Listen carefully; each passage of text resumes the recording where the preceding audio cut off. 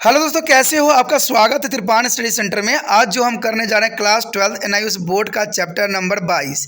ये चैप्टर जो है बायोलॉजी का चैप्टर है, प्रिंसिपल्स ऑफ जेनेटिक्स।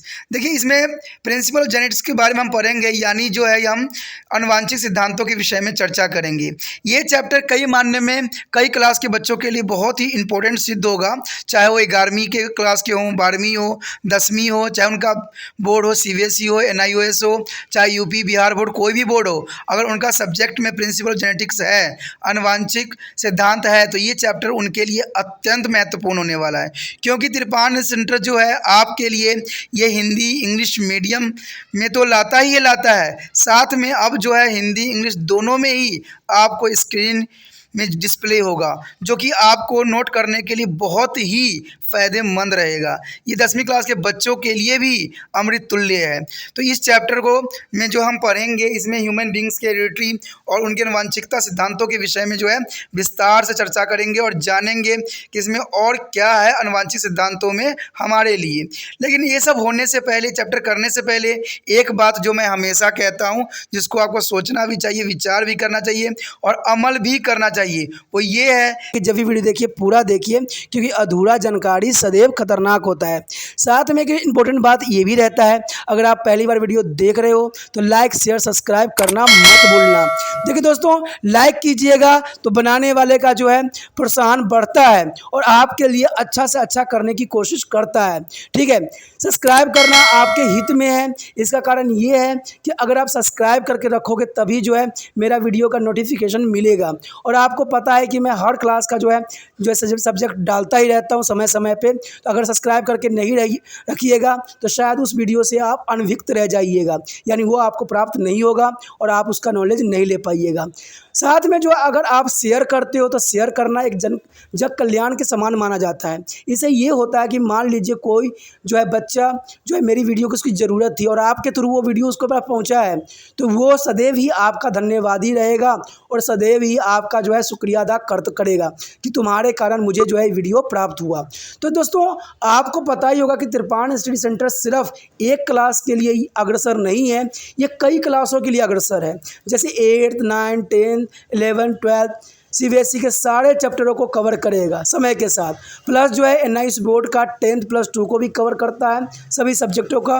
प्लस जो है बीए पंजाब यूनिवर्सिटी का जो है फर्स्ट सेमेस्टर से लेकर 6th सेमेस्टर तक 8 सब्जेक्टों को कवर करता है। प्लस जो है एमए के जो है बच्चे ऑन डिमांड जो मुझे करते हैं कमेंट, उनके लिए भी त्रिपान स्टडी सेंटर जो है अग्रसर है।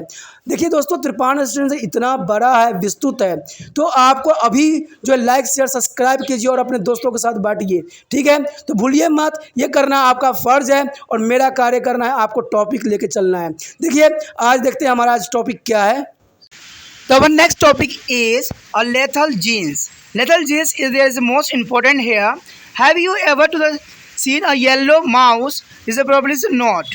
The yellow coated is a color is a mice due to the presence of a genes Y, which is also responsible for killing the mouse in a homogenesis, means small yy is a condition at the zygotic stage of indicating of thereby that the mice and their homogenesis there is a for dominant is a capital I alleles, that is a true breeding for the yellow orchid color are the neighbor to the bone, such as a combination of genes small y are determined to the lethal genes. There is a such a combination of genes y are termed is a lethal genes, and their phenomenon is called lethality, and the some lethal genes kill the individually one in their homogenesis is a condition and receive lethals. The next is a pleiotropy. Pleiotropy will there is genes maybe have a multiply alleles and thus the give a multiply genotypes, and one gene is maybe control several phenotypes. For example, the received genes from white eyes in their Drosophila then represent the homogenesis condition. The affected several other features such as a wings shape and shape the abdomens, and there thus the white eyes Drosophila is also born with the vestigial wings and the call to the abdomen. The next here is a polygenics or quantitative inheritance. Means when there is a feature or character is controlled by a single gene representing on the allele pair is a terms is a monogenic inheritance is however many traits or features are controlled by a number of different genes present at a different locus on their same chromosome or different chromosomes. For example, the height and the skin color of humans and the canals color of weeds result from two combining effect of several genes, none of which are the singly is a dominant is a polygenes is affecting a particular trait are found on the different loci as a many chromosome. Each of these genes has a equal contribution and as a cumulative effect, and 3 4 genes contribute to the formation of the pigment in the skin of humans. So there is the continued variation in the skin color from every fair to the every dark. Such an inheritance controlled by on the genes having to additive to the cumulative effect in the term of expression of the phenotypics.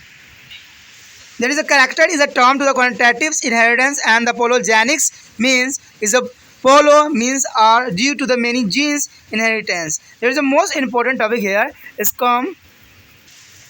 दोस्तों यहाँ पर हमारे समक्ष topic जो आया है घातक gene.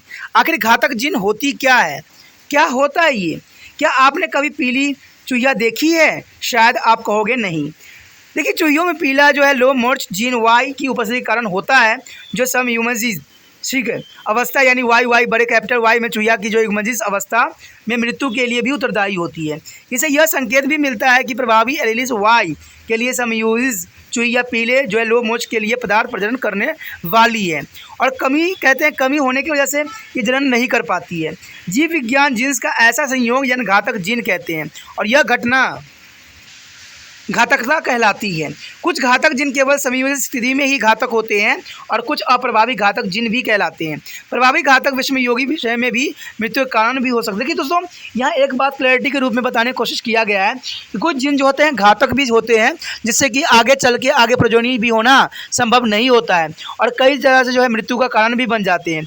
तो इसी को ही हम घातक जिन के नाम से रिप्रेजेंट करते हैं। ठीक है, घातक जिन जो है सदैव खतरनाक ही रहता है। तो ये चीज़ें बहुत काफ़ी इंपॉर्टेंट रहता है।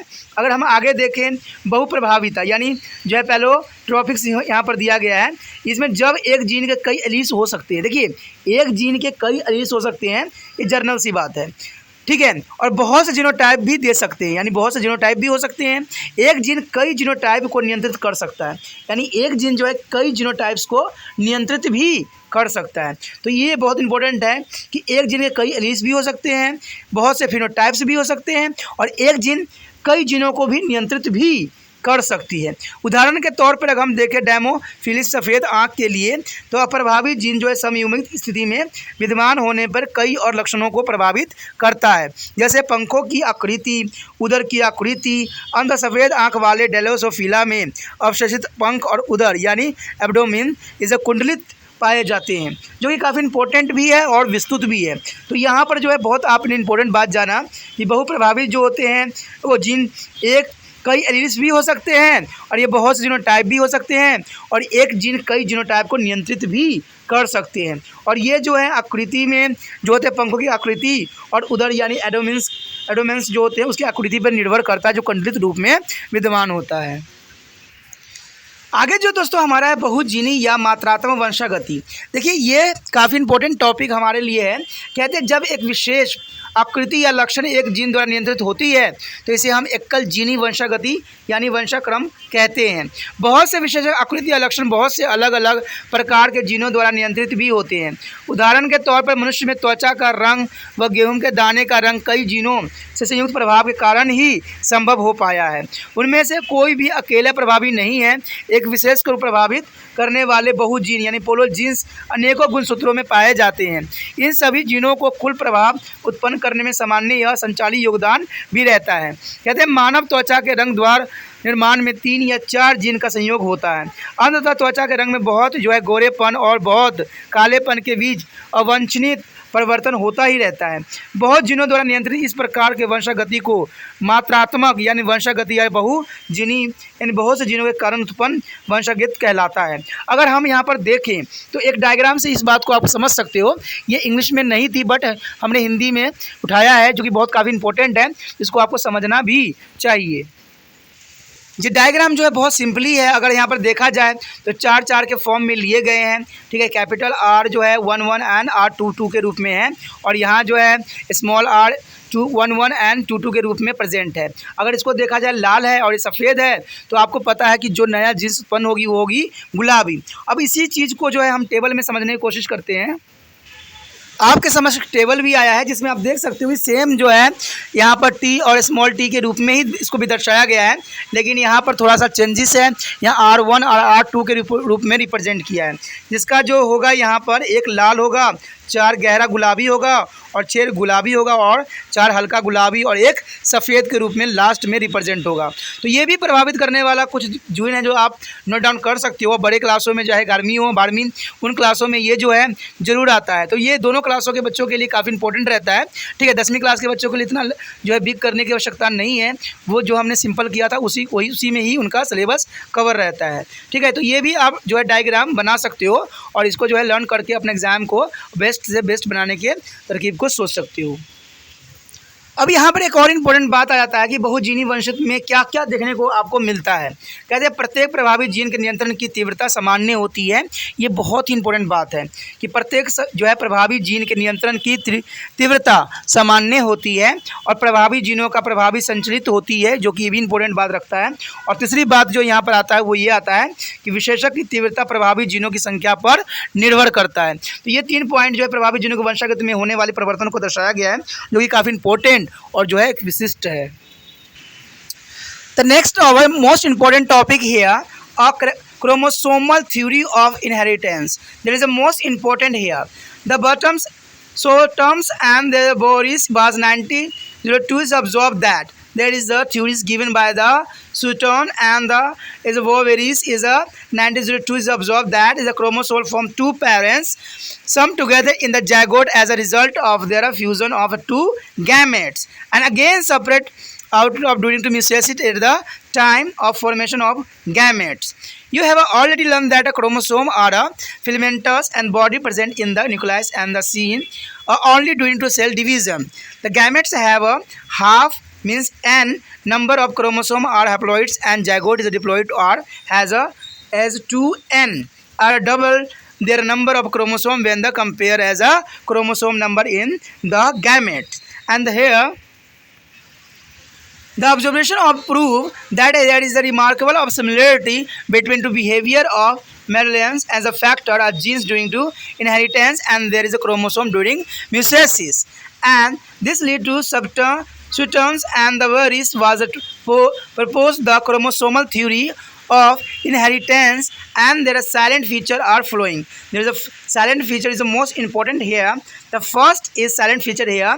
The somatic or body cells of an organism which are derived by their repeated division of zygote have a 2 identical sheet of chromosome. They are diploids. Out of this one set of chromosome is received from to mother means maternal chromosome, and one set from to the father pattern chromosome means father chromosome. To a chromosome one types is a carrying genes is a controlling the same set of character, and controlling is a homologous pairs. A human have a 23 pairs of chromosome present, and second is the most important is a thing here. The chromosome of homologous pair of separate out during to the mitosis at the time of gamete formation. And the last character here is the behavior.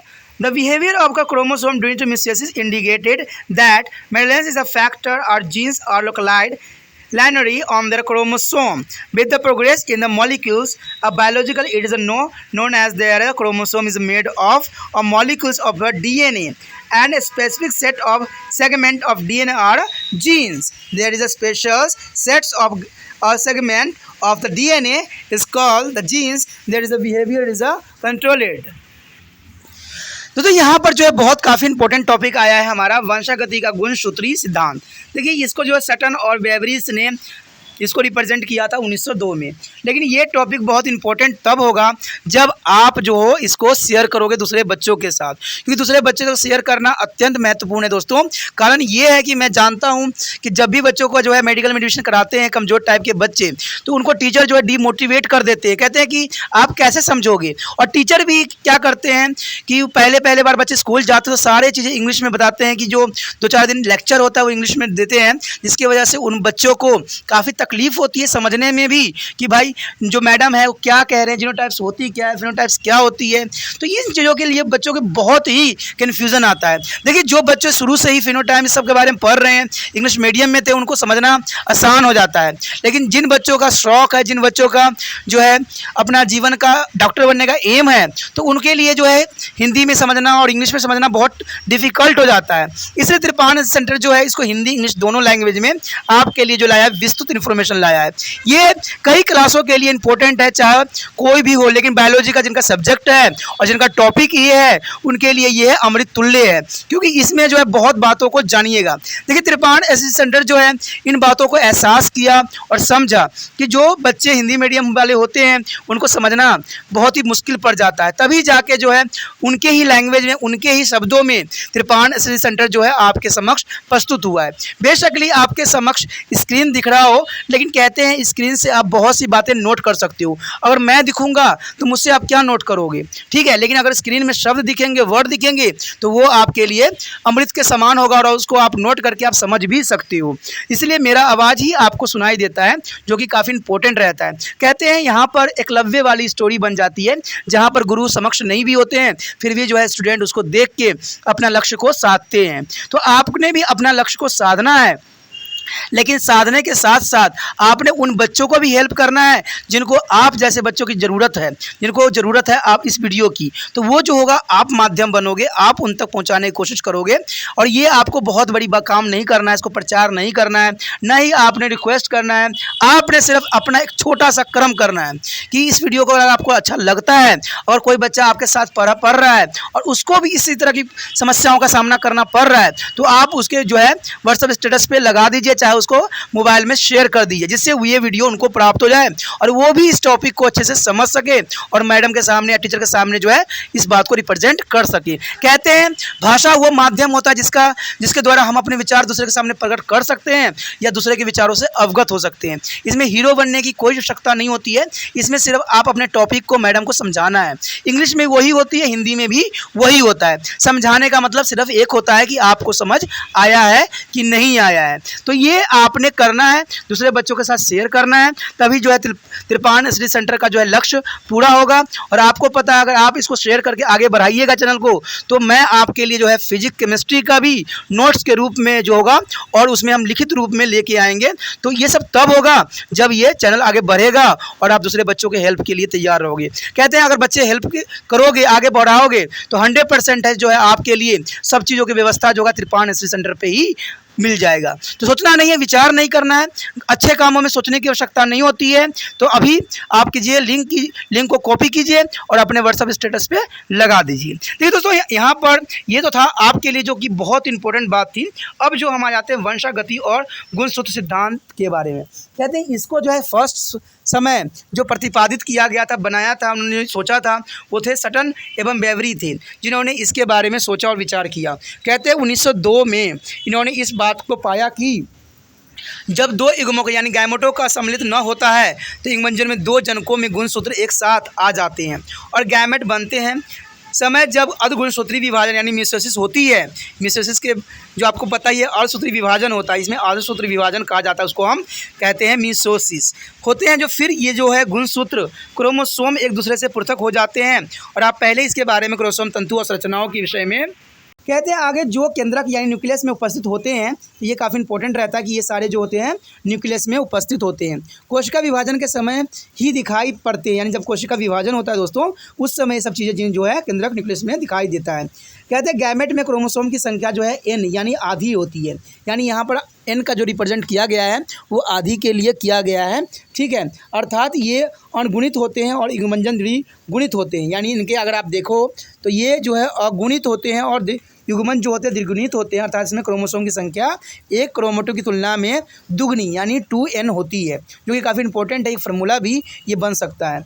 अगर उपरोक्त दो लक्षणों में सिद्ध हुआ कि वंशागत की जो है दौरान मेंडेलियस कारकों या जीनों के व्यवहार एवं मियोसिस के दौरान क्रोमोसोम के व्यवहार में एक विलक्षित सामान्य पाया जाता है, यानी विलक्षण जो है पाया जाना एक सामान्य सी बात बन जाती है। इसके आधार पर सटन तथा वेबरी ने जो है वंशागति क्रोमोसोम सिद्धांत प्रस्तुत किया, जिसके मुख्य बातें इस प्रकार थी। देखिए उन्होंने कौन कौन सी बातें जो थी इस ऑब्जर्वेशन में पता किया, वो आपके लिए बहुत इंपॉर्टेंट है। देखिए इसमें कौन कौन सी बातें जो है इंपॉर्टेंट थी जब ये एक्सपेरिमेंट हुई थी। इस एक्सपेरिमेंट के फलस्वरूप जो हमें प्राप्त हुआ वो ये प्राप्त हुआ, पहला तो यही था कि जीव की दैहिक कोशिकाओं में जो युग्मज यानी जायगोट के बार बार विभाजन से उत्पन्न होती है उसे क्रोमोसोम के दो सर्वसामान्य यानी अभिन्न समुच्चय पाए जाते हैं, अर्थात ये द्विगुणित होते हैं और इनमें क्रोमोसोम का एक समुच्चय माता से यानी मातृ क्रोमोसोम से प्राप्त होती है, यानी एक क्रोमोसोम जो होता है माता से प्राप्त होता है और दूसरा समुच्चय पिता से यानी पैतृक क्रोमोसोम प्राप्त होता है।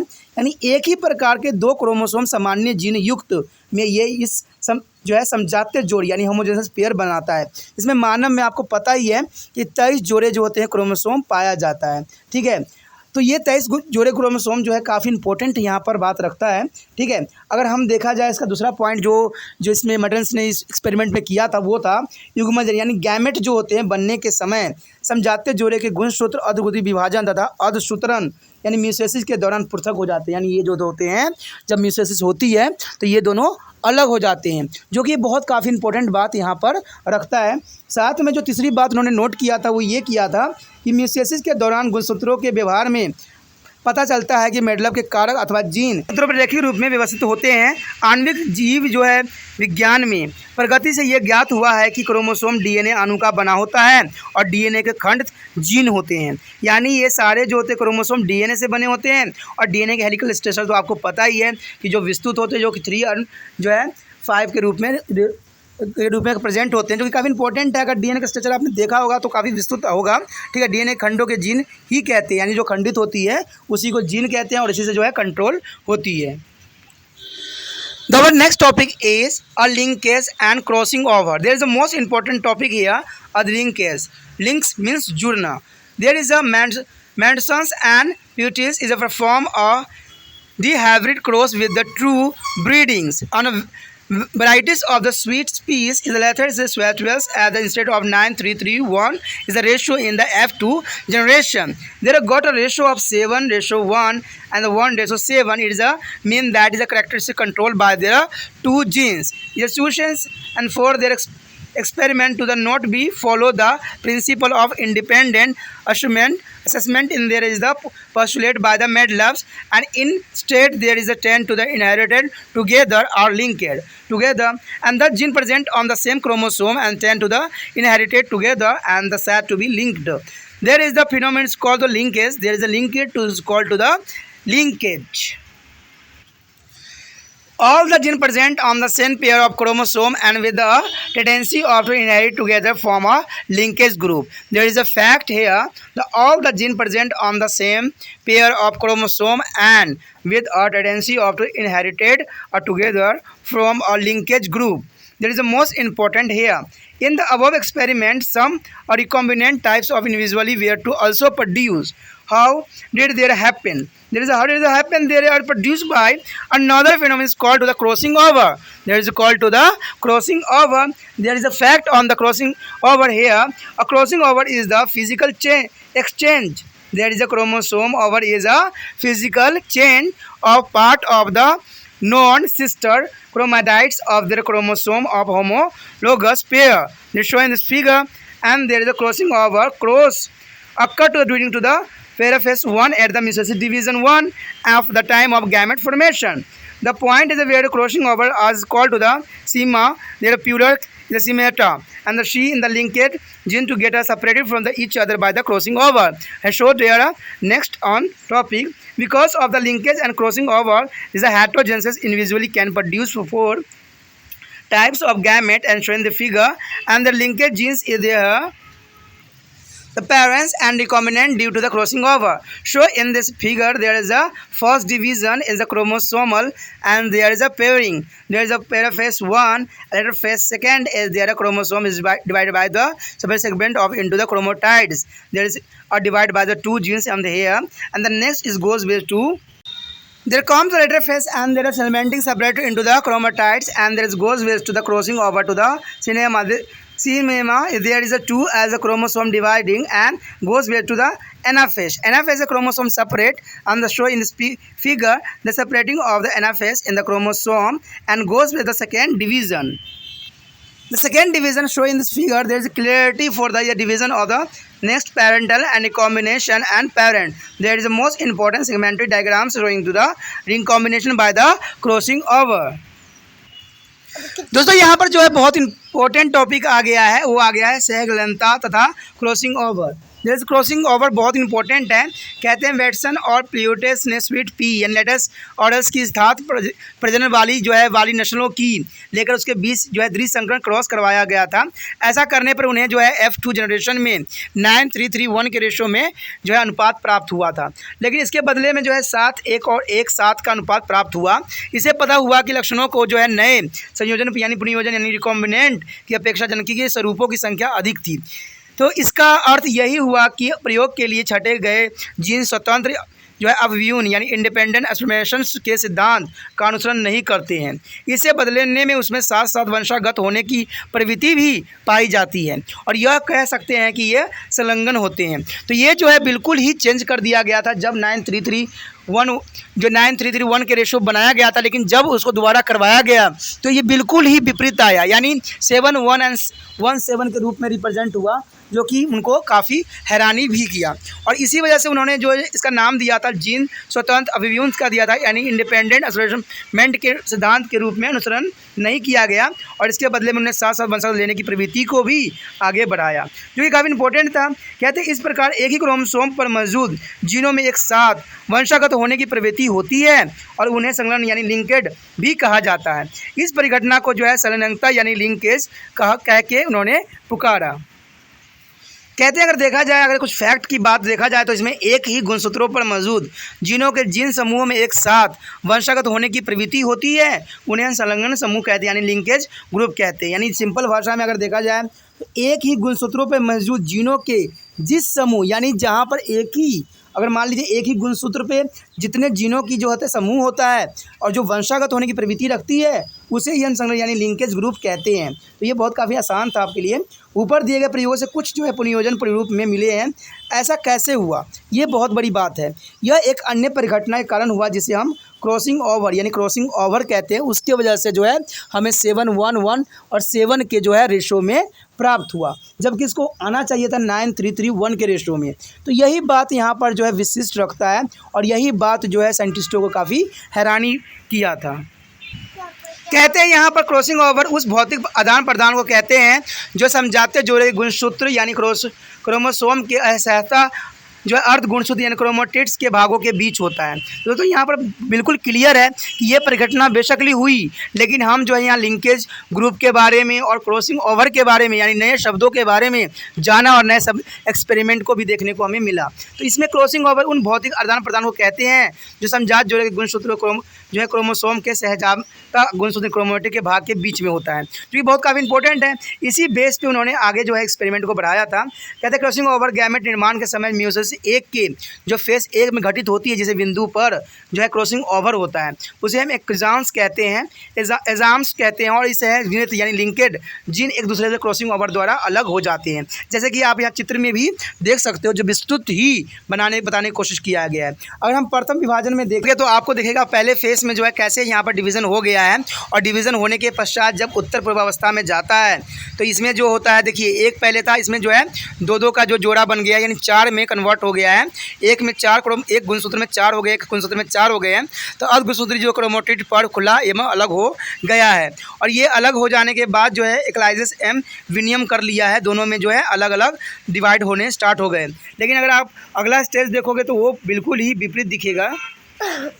देखिए यहाँ पर जो है पश्चिम एनाफेज में आ गया है और ये स्वतंत्र रूप में ये 2 जो है बन चुके हैं, गुणसूत्र बन चुके हैं, क्रोमोसोम अलग हो गए हैं, तो ये अलग होकर अलग बना दिया है। लेकिन जब इसका दोबारा से अगर हम दूसरा फेस देखें, दूसरा पार्ट देखें, तो ये डिवाइड करके 4 में कन्वर्ट हो गया। जैसे आप देख सकते हो इसमें पैतृक, पुनर्योजन और पैतृक रूप में आपको दिखेगा। तो इस प्रकार जो है क्रोमोसोम का जो है यहाँ डिवीज़न होता है, जो कि फर्स्ट मेयोसिस डिवीज़न के रूप में लिया गया है। इसमें 2 स्टेज आपको दिखाया गया था, जो कि बहुत ही इंपॉर्टेंट था और समझ के लिए भी काफ़ी ज़रूरी था। इसी के साथ जो है दोस्तों हमारा टॉपिक आज खत्म हो रहा है। ठीक है, अगर आपको अच्छा लगा तो लाइक शेयर सब्सक्राइब जरूर कीजिए।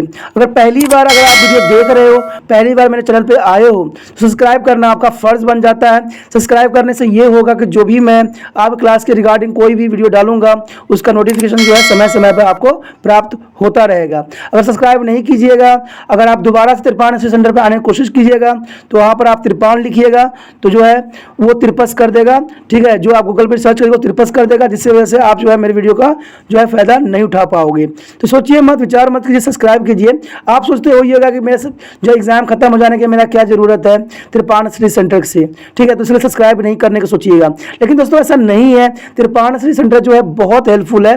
क्योंकि ये जो है आपके 8th class, 9th, 10th, 11th, 12th जो आर्ट्स के सब्जेक्ट को कवर करता ही है, प्लस जो है ये NIC बोर्ड के जो है 10th +2 को भी कवर करता है। साथ में BA जो है फर्स्ट ईयर से लेकर 6 सेमेस्टर तक बच्चों के लिए ये अग्रसर रहेगा आर्ट्स सब्जेक्ट में। तो सोचिए नहीं, विचार नहीं कीजिए, काफ़ी जो है तिरपान स्टडी सेंटर का फ़ायदा ही फ़ायदा है। ठीक है, अगर आप मुझे प्रोत्साहित करोगे तो आपके लिए मैं तरह तरह के वीडियो बनाऊंगा जो आपको फ़ायदा पहुंचाएगा। एग्ज़ाम के तौर पे मैं आपको जो है पेपर भी आपको सोल्यूशन करके दिखाऊंगा जो आपके लिए फ़ायदेमंद रहेगा। अगर नहीं सब्सक्राइब कीजिएगा, मेरा मनोबल घटेगा, तो हो सकता है कि आपको फिर दोबारा मैं ना वीडियो बनाऊं और आपको फ़ायदा ना पहुंचाऊं। तो अभी भी नहीं सोचिए, मेरा जितना आप फैलाइएगा, जितने दूसरे बच्चों के साथ शेयर कीजिएगा, उतना जो है मैं आपके लिए कार्य करने में अग्रसर रहूँगा। ठीक है दोस्तों, इसे सोचिए मत, विचार मत कीजिए, अभी सब्सक्राइब कीजिए और अपने व्हाट्सएप स्टेटस पर लगाइए और दूसरे बच्चों के साथ भी शेयर कीजिए। ठीक है दोस्तों, अपना ध्यान रखना। बाय।